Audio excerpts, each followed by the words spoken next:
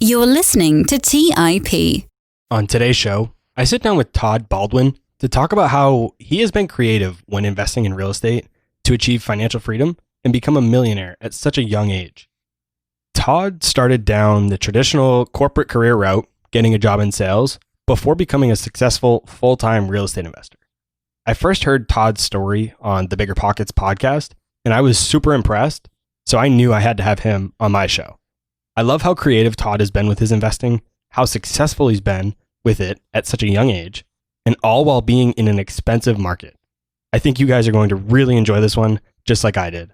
Let's dive right in. You're listening to Real Estate Investing by the Investors Podcast Network, where your host, Robert Leonard, interviews successful investors from various real estate investing niches to help educate you on your real estate investing journey.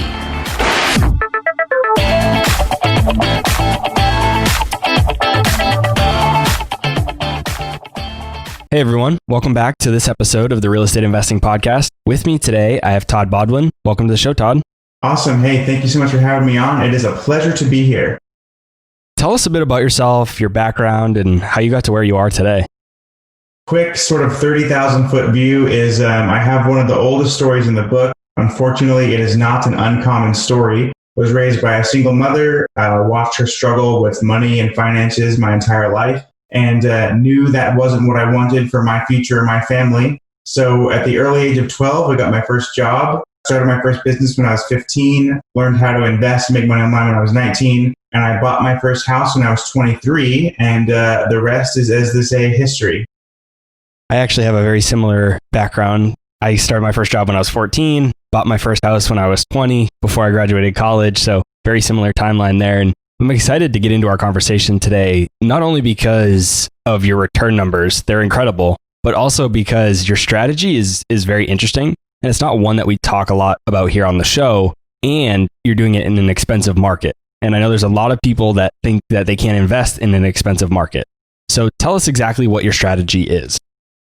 I typically buy new construction homes, big homes in expensive areas for the sole purpose of renting them out by the bedroom. So I'm in the Seattle market, and housing here, if anyone listening doesn't know, it's ridiculous. A studio apartment that's 400 square feet will easily run you over $2,000 per month, plus extra for parking and utilities. So I build these big, beautiful, brand new homes, and we get $900 on average per bedroom. Some are more, some are less. And all utilities included, everybody has a parking spot, and it is a roommate situation. But for anyone that thinks they can't invest in an expensive area, my first deal, when I was a rookie, I'm getting over a 100% cash on cash return just from that first deal. And was your first deal a brand new build? It was, yeah. So my first deal was a new construction home. My wife and I occupied the master bedroom, and we rented out the rest of the bedrooms to our college friends.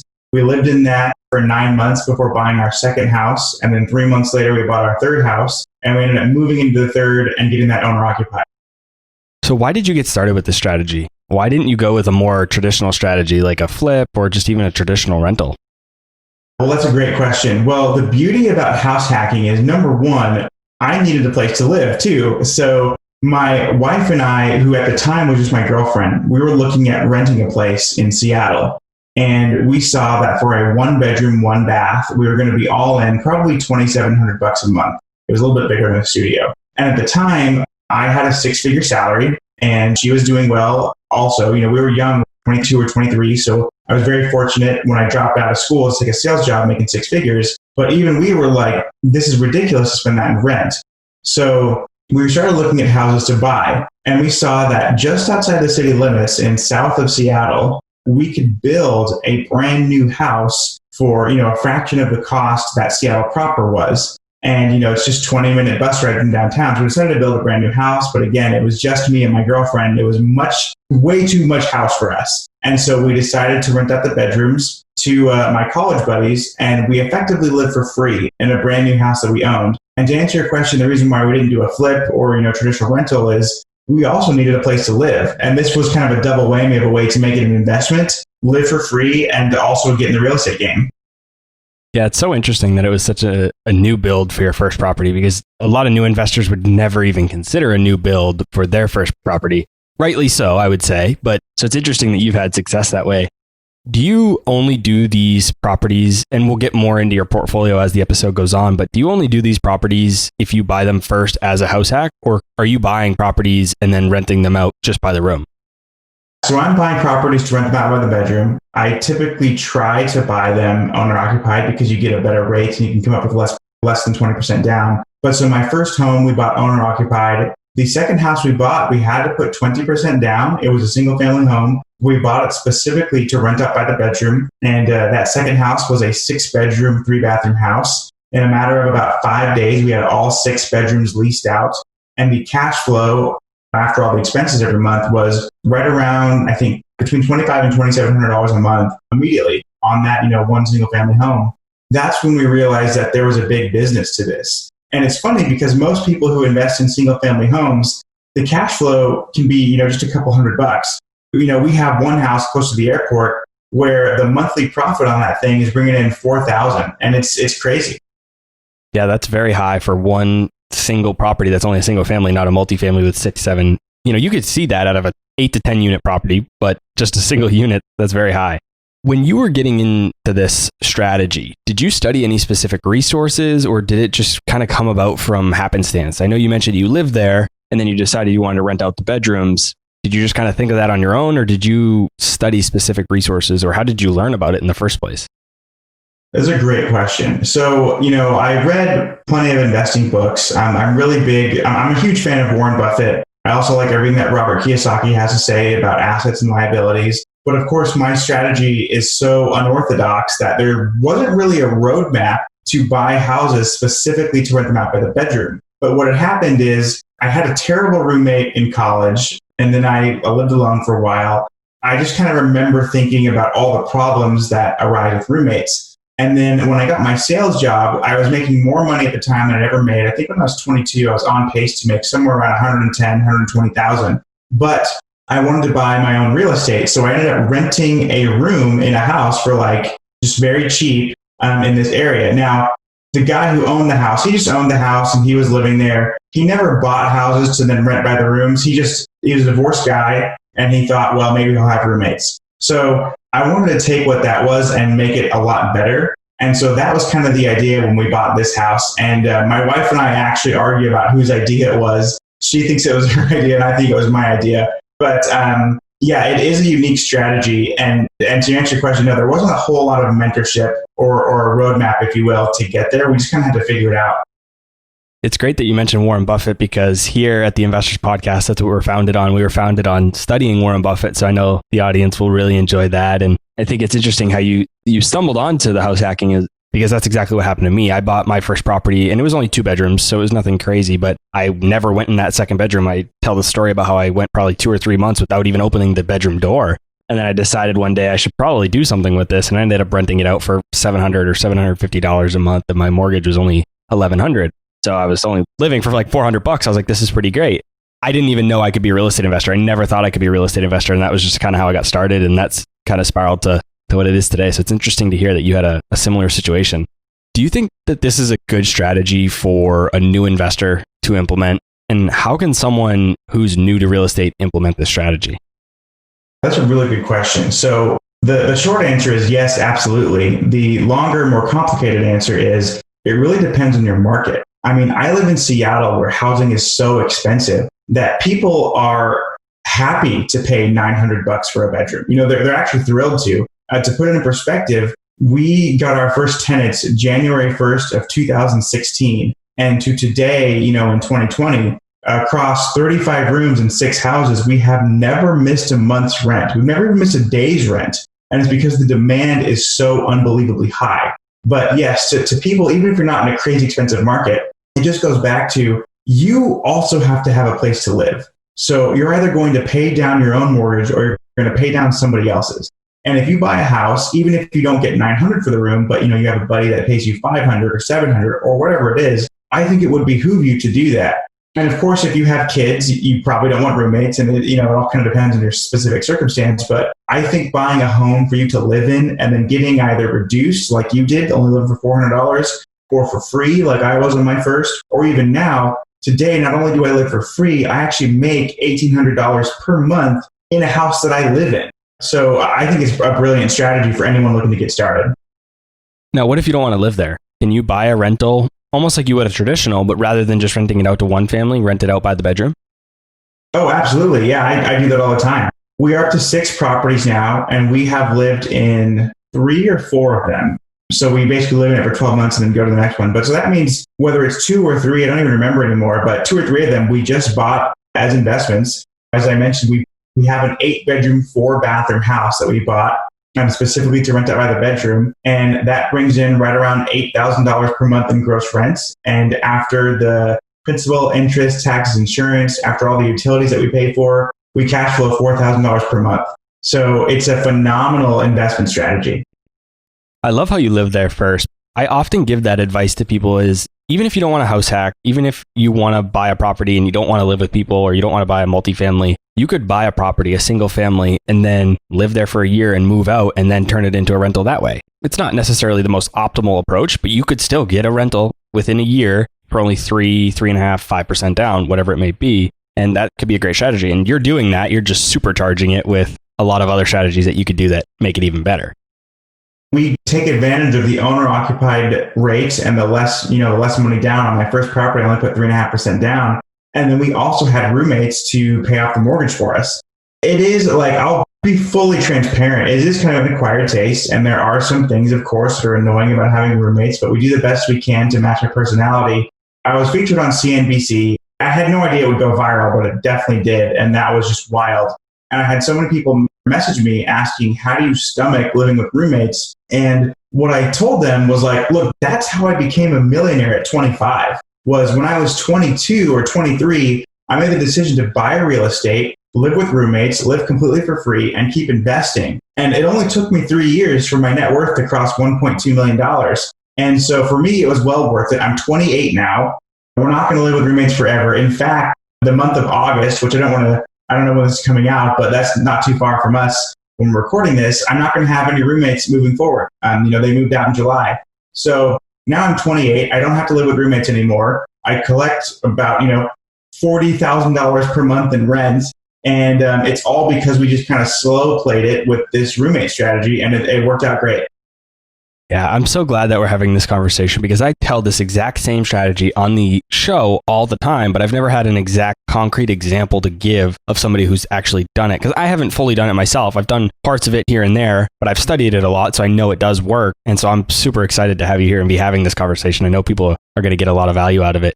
Does it have to be a super expensive market? Does it have to be like Seattle, or could it be middle market and be not necessarily the Midwest, so it's not cheap, but it's also not high end like New York or San Francisco or even Seattle?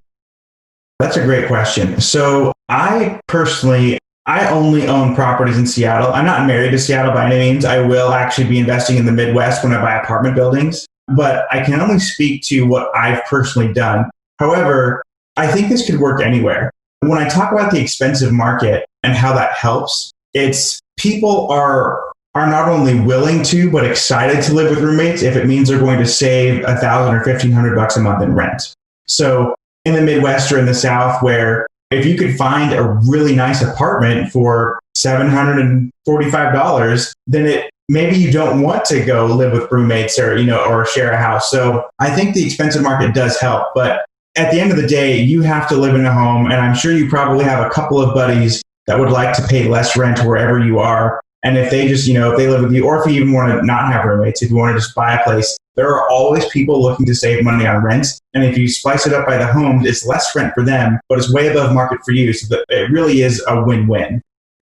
I can't help but sit here and smile and almost laugh a little bit, because almost every strategy in real estate that we talk about doesn't work as well in expensive markets. And then we're talking about this strategy and we're saying probably does better in expensive markets. And I mean, that's illustrated by the rents that you're able to demand in per bedroom, because you said you're getting about $900 on average, which to me is kind of crazy, because my rentals in Texas, we get $950 a month for a full 3-bed, 2-bath house with a garage, very nice yard, all fenced in. great school district, great neighborhood, and we're only getting $950 a month. So it's kind of crazy to hear that you're able to demand those rents on a one bedroom. It is wild. And, part of it is because Seattle is just the average income is so high here because we have Amazon and Starbucks, Expedia is coming, and Microsoft is like 20 minutes away in a town called Redmond. But if you ask anyone, it's really close to Seattle.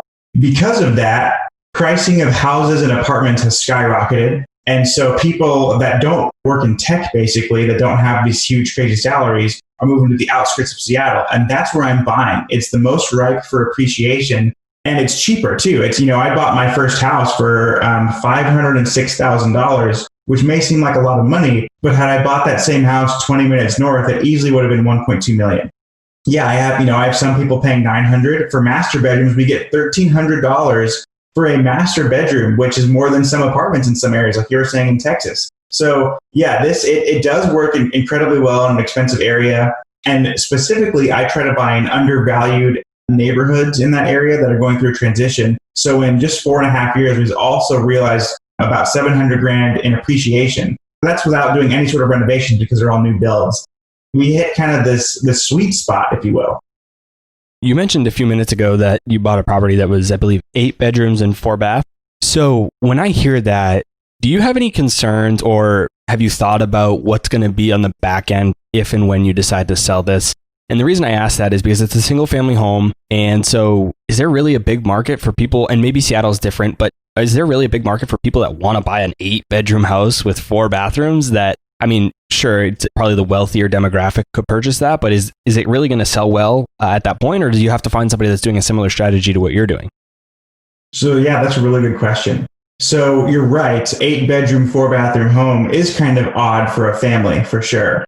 So if we were ever to go sell it, we'd probably advertise it as 6 bedrooms and 2 bonus rooms, or, an extra family room or something like that, or like a game room we could put a billiards table. But I've had so many people after I was on Bigger Pockets come to me about my strategy and they want to get into it too. I don't see any hardships with if I did want to get out from under it, I could probably sell it to someone who wants to start a house hacking business. And it's so lucrative and it would cash flow so great. So whether it's to a family or to another house hacker, I don't really foresee a problem. The other thing I could do is if I ever want to get rid of these properties, I might 1031 exchange into an apartment building. So I have a few exit strategies, but it wasn't a huge concern for me. But I totally get it. Yeah, most families don't want or need 8 bedrooms. It's interesting that you're talking about taking 2 bedrooms away. It's legally an 8-bedroom, but in order to get it in a more competitive market where people might be interested in it, you're actually talking about taking bedrooms away. And that's the exact opposite of what you hear a lot of people do. Everybody's looking to add bedrooms usually. Yeah, we could just say, hey, it's a 6-bedroom house with a home office and a media room or whatever it is. So there's options there. That sounds brilliant to me if it fits your market, right? If that's what people want, that sounds like a very good idea. Do you have issues with comps at that level of bedrooms? Because obviously it's a single family property, so it's being valued based on comps rather than a multifamily over 5 units that would be valued on cap rates and other income, net operating income. So do you have issues with comps at that many bedrooms? Well, I've never sold a house before. I've only bought them. And when you're on the buying side, it's actually phenomenal because you're buying it as a single family home. So like, for example, the home that we've been talking about, this 8-bedroom, 4-bath, I bought it for $634,000, which in Seattle is not crazy, definitely not crazy, but I'm getting about $8,000 per month in rent. And if I were to rent that house out to a family, I'd probably get between $2,800 and $3,000 per month. So I was basically able to buy something that technically, yes, was at market for a single family home, but I'm getting so much above market in my rents that it actually works out phenomenal for me because my mortgage, the way it works out, I mentioned before, is $4,000 a month in pure cash flow on just one house. You look at the average income in America, it's like $50,000. I'm getting $50,000 passively every year from one single family home. You can't beat that in a lot of areas. So we're very happy with it. Plus the appreciation and all the tax benefits that you're getting. Oh yeah. So the way it works out is, so we bring in right around $40,000 per month, a little less than $40,000 It comes out to about 13 grand per month is pure cash flow. And we do pay for all utilities. We have a house cleaner go through every single house on a weekly basis. So that's after all of that. So we make over 150 grand in a passive income and we pay zero taxes on it because of our depreciation schedule. Actually, the first $250,000 that we make is completely tax free. So that's just another benefit of real estate is I can't think of anything else in the world that goes up in value while you can legally say it goes down in value for tax purposes. Yeah, that's always been an interesting dynamic and one that's amazing about real estate. How did you, and maybe this wasn't an issue for you, but for a lot of people, I think it is, and it was for me. How do you overcome the issue of buying a property that you're going to have a $2,000 or $3,000 mortgage payment on, especially as your first property? You were earning a 6-figure salary, so you could probably cover it if you had to, but you're looking to do something so you can get your mortgage payment down or your living costs down. So how do you stomach something like that? People are probably going to be worried that they're going to buy a property and may not be able to rent out the bedrooms. So how do you stomach buying something like that and then potentially having to be stuck with that mortgage payment? Great question. So it goes back to when we were looking at an apartment to buy, even an apartment that was just a 1-bedroom, 1-bath, that was going for like $2,700. And that wasn't a ton of space. It was, 800 or 900 square feet. So the $3,000 mark was already so close for us. It was just going to be a rental anyway. So we're like, well, we might as well we have a mortgage instead of renting. I think it did help. I'd be remiss if I didn't say the demand is just so high. We had no fear whatsoever that we would be able to rent rooms to cover the mortgage. And even if we didn't, we'd be spending this relatively the same amount anyway on an apartment or close to it. But the market in Seattle is so hot. We actually had, I did a YouTube video on this a few months back where Seattle was the #1 city for millennials as far as net migration. So that means like the number of millennials that moved out compared to the number of millennials moved in, that net increase was higher than any other city in the country. And as a default, most of my tenants are young people because only young people are okay with living with 4 or 5 people. So it's just such a hot market over here that, there's really, I've never, and maybe this is just my, maybe I'm arrogant, I don't know, but I've never once had a fear of being able to rent a room. And again, we've never had a vacancy. I've literally moved people out in the morning and then send cleaners through, do some touch-up paint, and move somebody else out in the afternoon. In fact, today, when we're recording this podcast, I went over at 7 a.m., helped a girl move out, and I have a new girl moving into that exact same room today at 6 p.m. Did you do any sort of analysis before you looked into this? I know obviously there's demographic trends and there's a lot of news headlines and things like that you can read, but did you do any research and say, this is what I can get for this bedroom, this is what I think I'll be able to get for this bedroom, so on and so forth, and I feel confident in these numbers? I did, yeah. So what I did was I sort of just looked at the price of studios and saw what that was. And I knew I needed to be less in the studios, and actually significantly less to be worth it to live with roommates. But the houses that I buy are so big, between 6 and 8 bedrooms, that even though I'm charging less per bedroom, I have so much volume that the cash flow still works. And then also what I did was I just kind of looked at, my wife and I were in a very privileged position where I had a 6-figure base salary.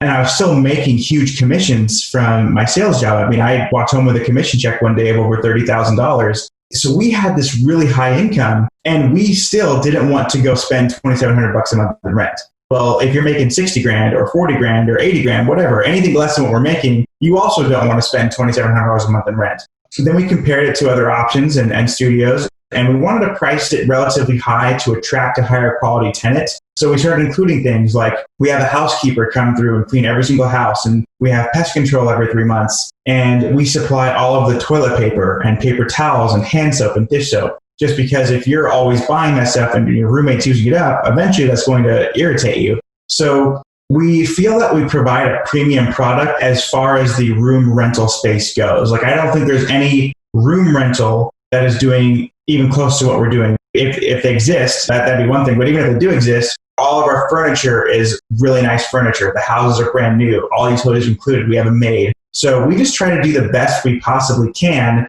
We're able to kind of dominate the market that way. So I want to dive into how you analyze real estate deals even more, or these specific types of deals. My favorite part about real estate investing is actually analyzing the deals. I'm a numbers guy. I'm an accountant by trade. That's kind of where my specialty is. I even teach a live class that teaches people how to analyze real estate deals, but I don't spend much time analyzing rent by the room properties, mostly just traditional rentals and house hacks. So if you could walk us through how you analyze one of these deals before you buy it. So the good thing going for me is because they're all single family and not multifamily, they're priced according to market. So they're priced for either someone to live there or to rent out for, $2,500 or $3,000 per month. That's in my favor. When I look at each bedroom, what I really look for is a good bedroom to bathroom ratio. You don't want any more than 4 people sharing one bathroom. And even that's a lot. But in our 8-bedroom, 4-bathroom house, that means, there's 2 people to a bathroom. So that's really good. And then I just sort of look at what do studios in the area go for? And can I come in at half of what a studio is? And if I can, and the numbers work out and it makes sense, that's what I price kind of the smaller bedrooms for. And then the larger bedrooms are the ones that come with a garage spot or, a private bathroom. Those are a little bit more expensive.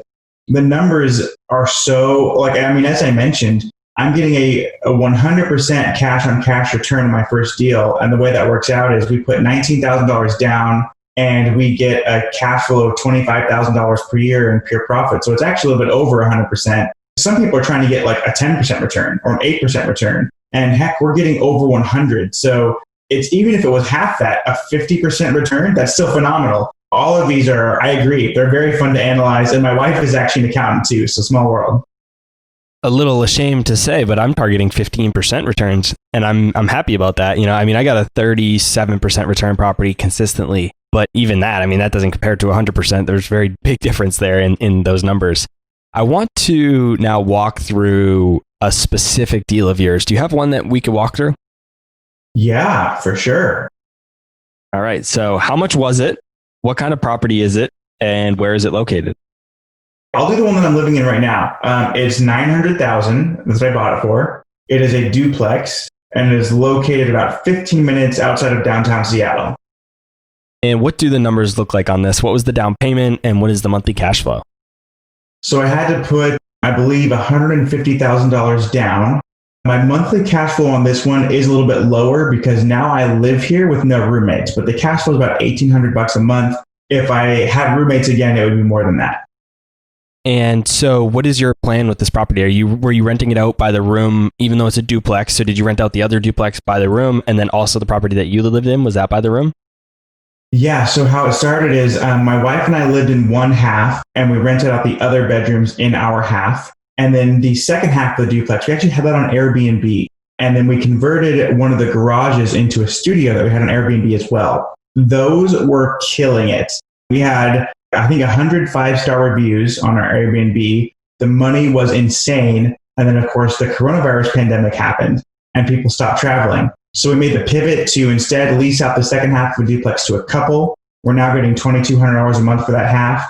And we leased out the garage studio full time to just an individual guy. We're getting $1,200 for that unit. But before, in the summer, we were going to get closer to $6,000 per month on Airbnb for the second half of the duplex. So much less. But once these leases expire, assuming the COVID pandemic will be behind us, hopefully we'll try to put that back on Airbnb. And so you mentioned that you went to help out an individual move earlier. So are you self-managing all of your units, not just the ones that you live in?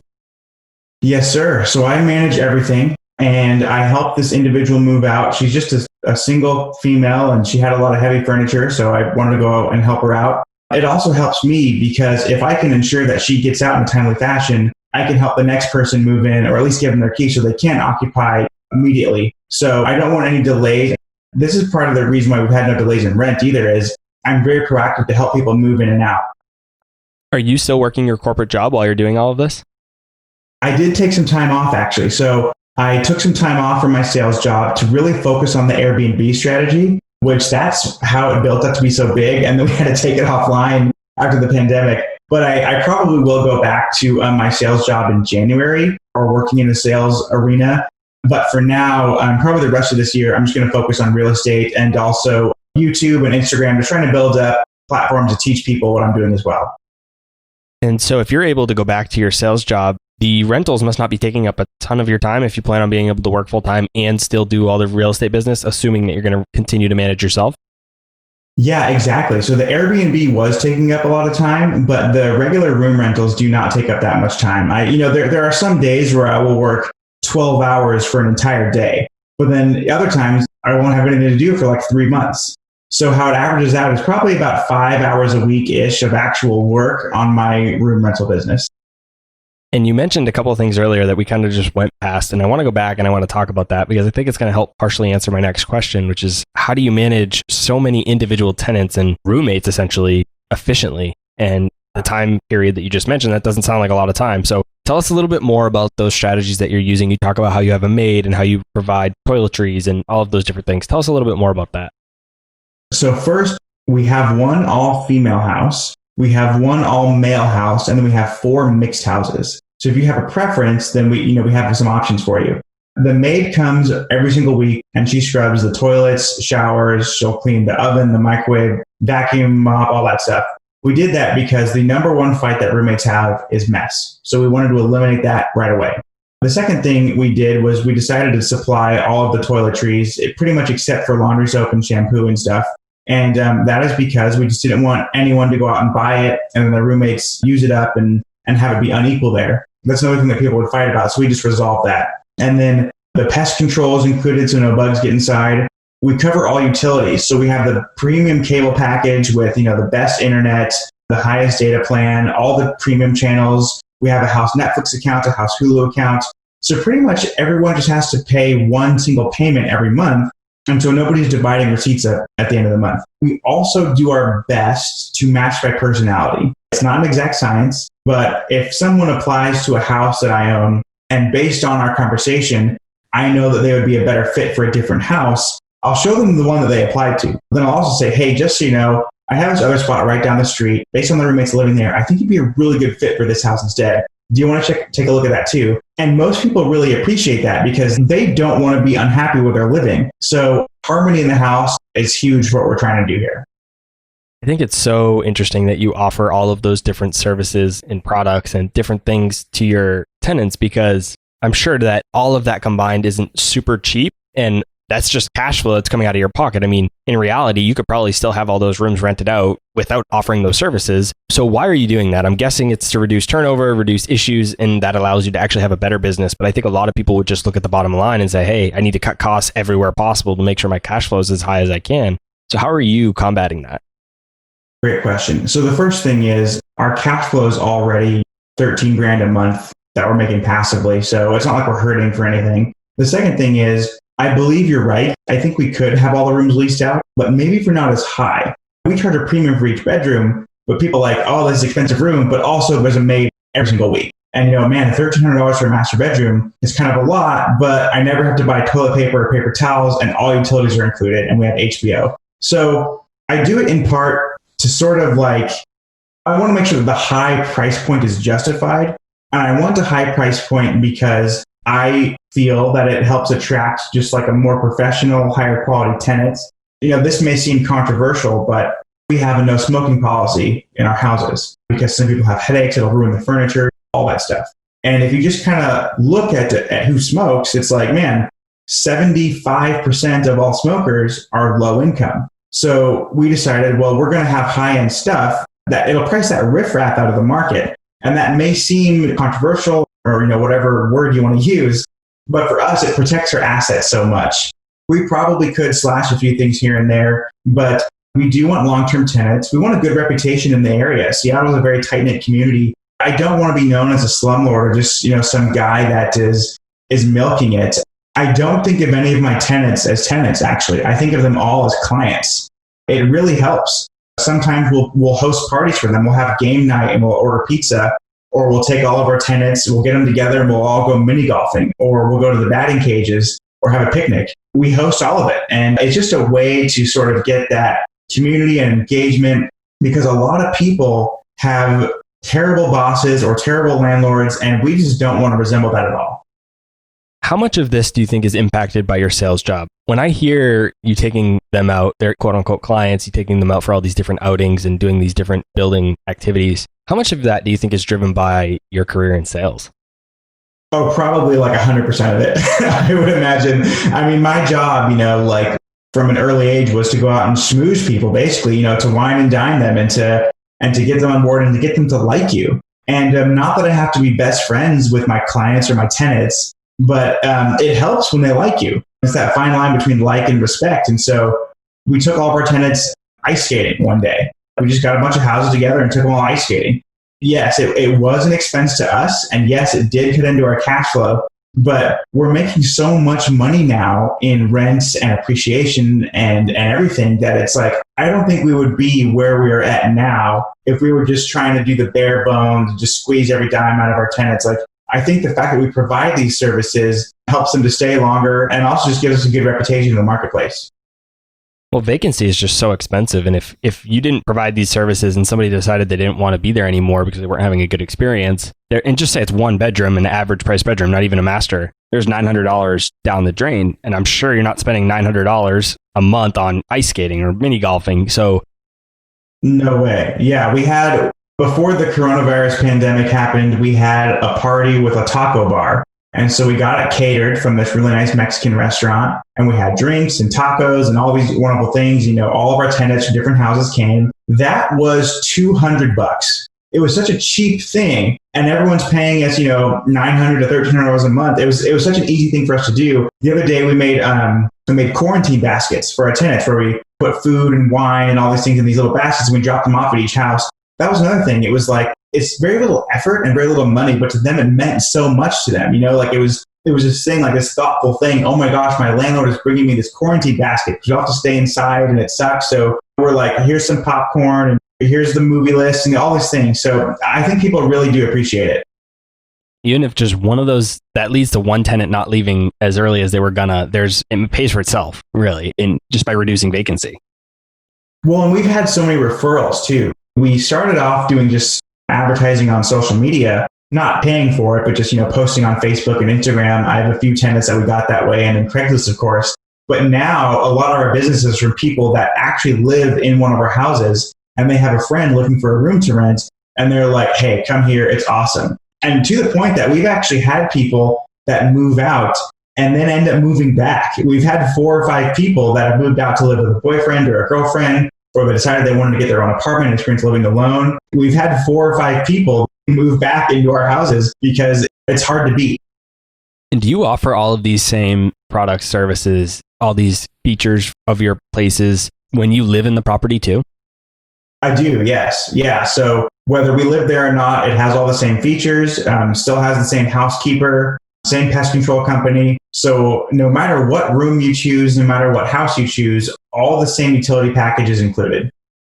And so how do you keep the separation between you being the landlord and you being their friend? And how do you deal with them making sure that they pay you on time and not take advantage of you and not pay late? And just all of the different things that can come from being a friend versus being a landlord and running it like a business. It sounds like you run it like a business, but how do you keep that relationship, that line drawn in the sand?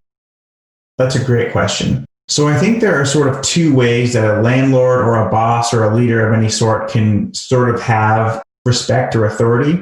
And one is like kind of, you respect out of fear. Like, oh, if I don't do this, I'm going to get in trouble. Like if I don't pay on time, it's going to be a late fee. And the other way is you're likable. So I don't want to pay late because I like this guy. And the perfect blend is when you can have both. And I would say I've done a relatively good job in trying to get people to both like me and respect me. Now, not everybody wants to be their landlord's friend. I totally get that. And I'm not looking to be friends with my tenants, but I am looking to be friendly with my tenants. And being transparent, I do have people pay late, and I do charge a late fee for that. There are some scenarios where no late fees are charged, like during the coronavirus. Obviously, I'm not charging any late fees there because people's jobs are up in air. But luckily, knock on wood, fingers crossed, we have not lost any money through this entire pandemic. I had a young woman who, several months ago, her father passed away. And she texted me and she was like, hey, I'm so sorry, I'm going to be late this month. Can you remind me what the late fee is? I have to fly to California for my dad's funeral and I can't pay for the flight and also pay rent on time. And I was like, of course you're not going to pay me a late fee. Go be with your family, go to the funeral and take care of yourself and just pay rent when you can. There'll be no fee. Or if someone loses a job or something like that, I don't charge any late fees. The only time I actually hold them accountable to a late fee is like if they text me, and sometimes they do this, they're like, hey, I spent too much at the bar last weekend, so I'm going to pay rent on the 10th instead of the 1st. And I'm like, okay, pay me my late fee.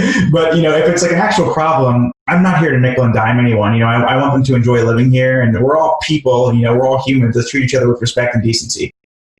Yeah, it's funny that you're based in Seattle because Amazon's there. And I'm thinking how you run your business as a customer-centric, essentially business, which is what Amazon is known for. Jeff Bezos founded Amazon under the mission of being the world's most customer-centric company. It sounds like you're taking after Amazon. Seattle's probably the largest company doing something similar with your own rental business. So I think it's really, really interesting.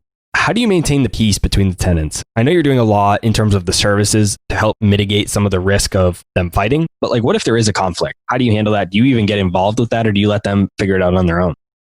I get involved if I'm asked to. Most of the time, if there's a dispute, they can handle it themselves. Another thing we do is every house has a second fridge. Everybody has a labeled cabinet with their name on it, or they have a pantry shelf with their name on it. So space is divided up pretty evenly. But sometimes people just don't get along. And when that happens, I usually offer to come in, and maybe that means somebody needs to move into a different house. Or maybe we have had it a couple times where I've probably had 4 or 5 people that we just kind of had a heart to heart, and it was like, look, I don't think you're the type of person that can live with roommates. Just the way you are, they admit it. They actually bring it up first. They're like, look, this bugs me and that bugs me. And it's like, but those are things that are going to happen when you live with people. And so when that happens, usually what I do is I offer to list their room. And as soon as I find someone, they can take off and go get their own apartment, and I'll rent their room out to somebody else who is more suited for a shared living situation. But it does happen. And how do you handle pets in your properties? I think I have a good idea as to what you're probably going to say, but how do you handle pets? I don't allow any pets of any kind, actually. And that's because there's a few reasons. Number one, all the houses are new construction. They have nice floors, and pets can scratch up the floors. Number two, all of our furniture is very high-end furniture from Macy's Furniture Gallery, and we have a warranty on all of it, and having a pet in the house voids the warranty. So right now, if a couch gets destroyed, we get that replaced for free. As soon as a dog walks in and sits on the couch, that warranty's done. And the last reason is some people are allergic. I had a young woman message me about a room to rent, and she's like, hey, I see your ad says no pets, but I have an emotional support animal. It's this cat that I have, and it's legally not a pet. And, you can't legally deny me from having my emotional support animal. And I responded with the truth, which was, hey, I agree. This emotional support animal is your emotional support animal. That's a legitimate thing. However, one of the guys in this house is severely allergic to cats. It's completely true. He works for NASA, actually, a really smart guy, but he's like deathly allergic to cats. And for that reason, that trumps this other person who has this emotional support pet. And immediately she agreed right away. She's like, okay, yeah, that makes sense. If this guy could die when I bring my cat inside, then this isn't a good fit. And that happens in a few houses where someone's allergic to cats, someone's allergic to dogs. And then for that reason, even the emotional support pet thing, we get away with not allowing that. But people are pretty reasonable. Like if you have roommates that don't like animals, you don't want to live there with your dog if people are going to hate your dog. Yeah, that's what I was thinking is, it's not even being allergic. That aside is like, if you're all sharing common space, if you're sitting in the living room watching TV and somebody's dog runs up and jumps on you, which you can't really control. I mean, you could try to keep them in your bedroom, but that's going to be difficult with a pet. So, it just makes for a hard living situation. And you talked about how strong the demand is. So I'm assuming it's not going to be an issue, but I wonder if not allowing pets reduces the demand that you could potentially have if you had pets. There are definitely people that hit me up all the time. They see my ads and they're like, hey, this looks so great, but I do have a very small Chihuahua. It's well behaved or whatever. And I'm just very firm. I'm like, I can't do it. I appreciate you reaching out, but I can't do pets of any kind. It's because it's a shared living situation. And some people just don't like animals. Some people are allergic. It just wouldn't be a good fit. No one really fights me on that. And I'm definitely by no means discrimination attorney or lawyer or anything along those lines, but I thought I had heard or read somewhere that different types of properties don't have the same discrimination laws. So I thought something along the lines of, if people are living together, you're allowed to consider different things like emotional support pets, especially if somebody's allergic. So again, I'm not an attorney of any kind, and I do not advocate that anyone discriminate. What I will say is, when you're looking for a roommate instead of a tenant, you can put in some criteria that you couldn't otherwise put in. Like, for example, I mentioned earlier, I have an all-female house. So if a man applies to that house, I can tell him no. Where, if it's an apartment building or whatever, you can't disallow someone based on sex, and you shouldn't. But in this scenario where it's a group of young women living together, they're doing that because they're not comfortable living with men. If I have some creepy guy that wants to come live there, I can tell him no. And especially when I live there too, it's like, if I live in a house and I don't want it's my house. Like I'm renting a room out in my house, but you're going to be my roommate. I can pretty much say like, hey, no cats, no dogs, no fish. Even if I'm not allergic, it's my house. If you don't want to live there, that's fine. There is some benefits where you get kind of a pass, but again, not an attorney of any kind. And I wouldn't recommend that anyone discriminate on age, sex, race, or anything like that. So keep that in mind, obviously. But yeah, when you have room rentals, most of the people are going to be young. And if you have some women, particularly that want to only live with women, then we have that option, and it makes it so it's just kind of less threatening to them. Yeah, I completely agree. And we're not having this conversation to try to find a loophole to discriminate. You're doing it to run the best business that you can and make it the best situation for everyone involved, right? I mean, you're not doing it to just disallow certain people. You're doing it so that everybody in the house gets along and it's just the best situation for everybody that's partaking in the property. So I think that's important to point out as well. So for someone listening to the show today that's interested in this strategy, what are the biggest things to look out for? What are some of the most common things you see people overlook when they're implementing this strategy? I would say if your strategy is going to be to rent it out by the bedroom, do not buy a house that has an HOA, because many HOAs disallow rentals, or they have at least a limit on how many units can be rented, or at the very least, they have a limit on how many cars can be parked in the driveway. And if you're going to have 6 people living in a house, you need 6 parking spots, which actually brings me to tip number 2, find a house with great parking. None of my rentals, my tenants have to street park. I have enough parking for every single bedroom. So that 8-bedroom house, we have 9 parking spots there. Nobody has to street park. The next thing would be find a property with a very, very good bedroom to bathroom ratio. You do not want a 7-bedroom, 1-bathroom house. That will not work. So you want to make sure that you have enough bathrooms to support that model. And then sort of the next thing, that this is just a personal preference. I personally, for this model, wouldn't buy a townhome that's attached to another house. I would want to buy either the entire building or just, one single family home. But I wouldn't be interested in buying like one unit of a condo complex to do this. I'd want my own space, my own yard, and my own land. And so for some people that are wondering, what is that right bedroom to bathroom ratio? So the first house we ever bought was 6 bedrooms, 4 bathrooms. I think that is pretty perfect. If you come across a house that's, 5 bedroom, 5 bathroom, or 6 bedroom, 6 bathroom, so everybody has a private bathroom, that's also pretty awesome. But a 6 bedroom, 4 bathroom house is right on the money. I think that's a pretty darn good setup. I know that this conversation and some of the other podcasts that you've been on, specifically the Bigger Pockets one, has gotten me interested in this strategy. I actually plan on looking for properties like this now. I'm finishing up a house hack, a live and flip, and I'm looking for my next property to live in. And I think that this is going to be something that I very highly consider. And I know people listening to the show today are going to really enjoy it and want to connect with you further. So where's the best place for them to go?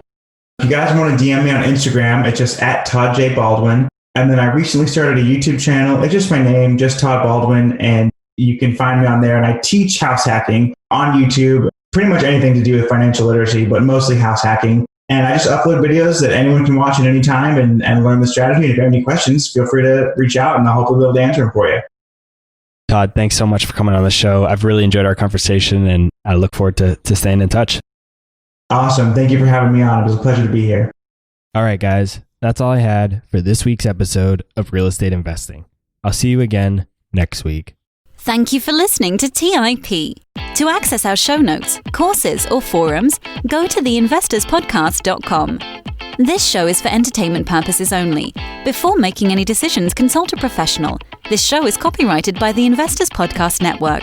Written permissions must be granted before syndication or rebroadcasting.